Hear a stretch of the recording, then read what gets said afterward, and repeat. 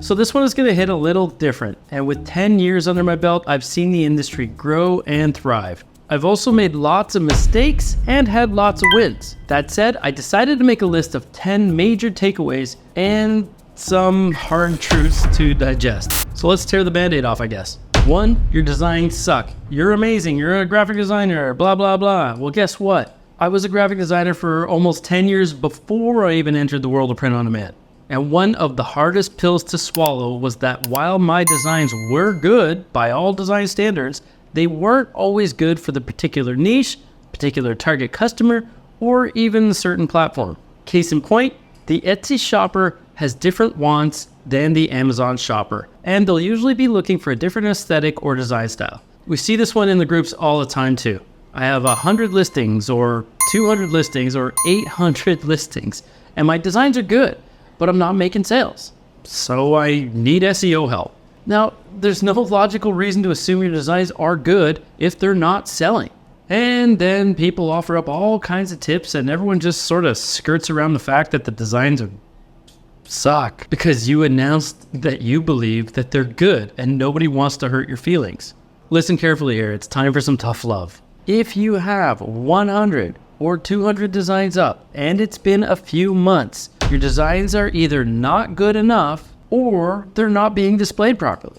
Here's why I know. All the SEO and advertising dollars in the world will not get your stuff to sell if the designs aren't hitting the mark. Now this is a double whammy if your designs are bad, but also not displayed properly. Because people will click because they can't make out your design or they need a better look, but they won't check out. This then kills your conversion rates, which tells the algorithm to stop showing your stuff in searches. And now if you're paying for ads, this sucks even worse because now you're paying for those clicks just for people to walk away once they get a closer look. So if you're gonna suck, at least suck in big, bold letters that are easy to read. And for the love of whatever you love, stop buying SEO packages from people in groups who don't even make a sale a week in their shops. Clearly, it's not all about SEO, or you'd think they'd be selling more than 3 or 4 a month, right?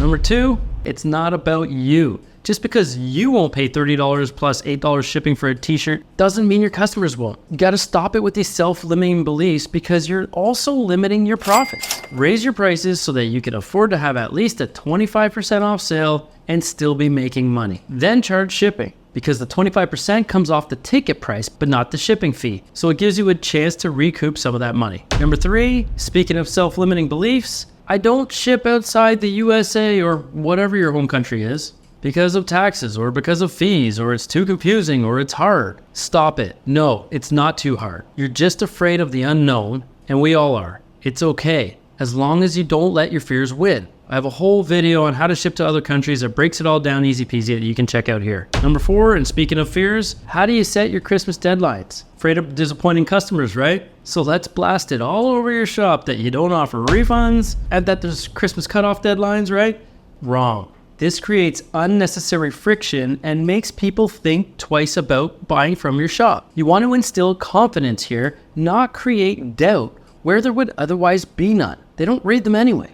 What if you created a mandatory personalization box that says, I acknowledge that this item might not arrive by Christmas or by whatever deadline? That'll work, right? Nope, it won't.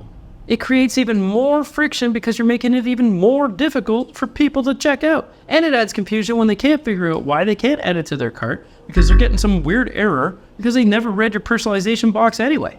You have literal seconds to capture their attention, so make it easy for them to check out. So now that you've pasted your holiday cutoffs everywhere, in your banner, in your listing photos, maybe even in each item's description, but they still order. Oh no. Better message each buyer to let them know that their items might not arrive in time for Christmas and see if they want to cancel, right? No. Do not do this. Do not give the customer control.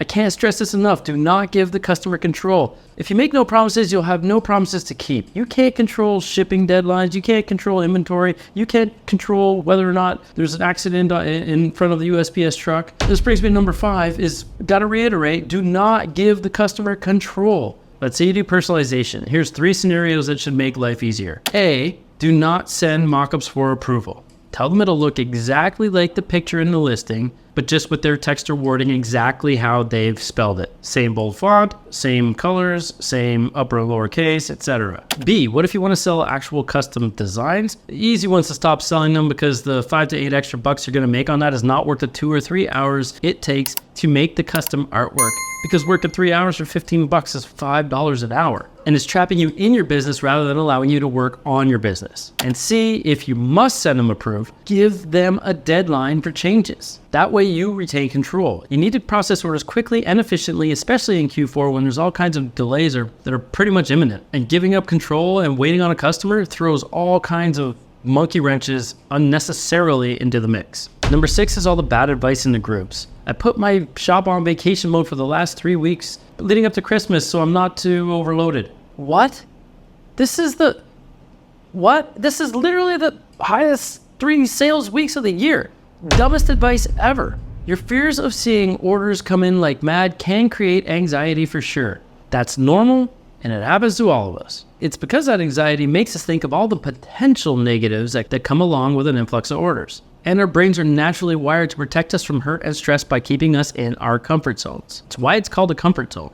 Just know that growth comes from stepping outside of your comfort zone. Will there be challenges? Of course there's going to be challenges, but that's the point. Overcoming those challenges is how you grow, how you learn, and how you become smarter and ultimately better at selling online. If that anxiety is keeping you from making money because you're too afraid of what could go wrong instead of focusing on what could go right, then maybe selling online isn't for you. And that's okay. It's definitely not for everyone. Here's some more bad advice. Don't pick a niche or 2 or 3. Dumbest advice ever. Look at any major brand out there and tell me how many niches they're serving. It's not rocket surgery or brain science. You need 100 listings. Nope. Wrong. The good that comes with listing more is that practice makes perfect. But you can make more sales with 10 listings if you do the niche research and create banger designs that hit the mark. Let me know in the comments what other terrible advice you've heard or read online. I want to make an epic list of crap advice and basically address it all and tell you why it's garbage. And really just tell me any advice you've heard that you're not sure if it's good or bad, and I'll let you know. Anyway, that last one brings me to number 7, which is probably the most important. Do your niche research.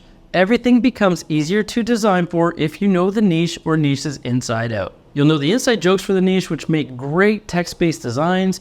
And yes, simple words on shirts do sell if they hit the mark. You'll know the preferred colors for the niche. You'll know the right age ranges, and you'll learn the social media platforms that your target market actually hangs out on. So then you can ask them for advice on which design ideas they like better of the 2 or 3 that you just thought of. What niche research is not is looking at a bunch of shirts that are already selling and that there are already hundreds of. What niche research is coming up with new designs to fill gaps in the market, or putting a cool new design aesthetic on some existing ideas, or just coming up with products that you know make sense for the niche. If it sticks out in a sea of thousands, it'll get the sales. I know I talk too much, so if I had to break it down into one thing or one sentence, it would be this.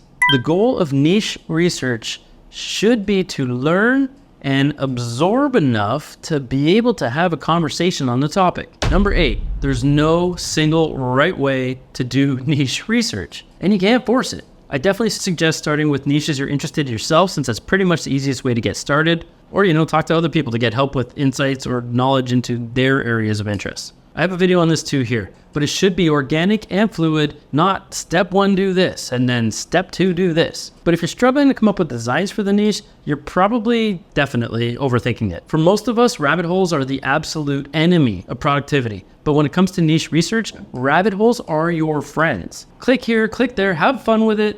Learn what people in the niche would actually want. Like everything else, practice makes perfect. And while it might take a little bit to get into a groove, it will become easier as you go too. I promise you. And I say to start with things you know, because that'll keep it a bit more fun, and keeping it fun helps take some of the stress out of it. I mean, my way of doing niche research is always changing, in that once you crack the nut of what works, inspiration just seems to kind of come from anywhere and everywhere. And you just don't want to force that. My next video is going to be on doing free niche research, so make sure to subscribe and tick that bell so you get notified when it goes live. Number 9, treat it like a business from the start. You had a learning curve for every job you've ever started. Maybe you spent 3 or 4 years in college or university to learn a new trade or skill. So why then do you think you'd be good at selling stuff online with 0 experience right away? It's a skill that takes time to hone. Number 10, speaking of skills to hone, learn how to design or hire a designer. Why?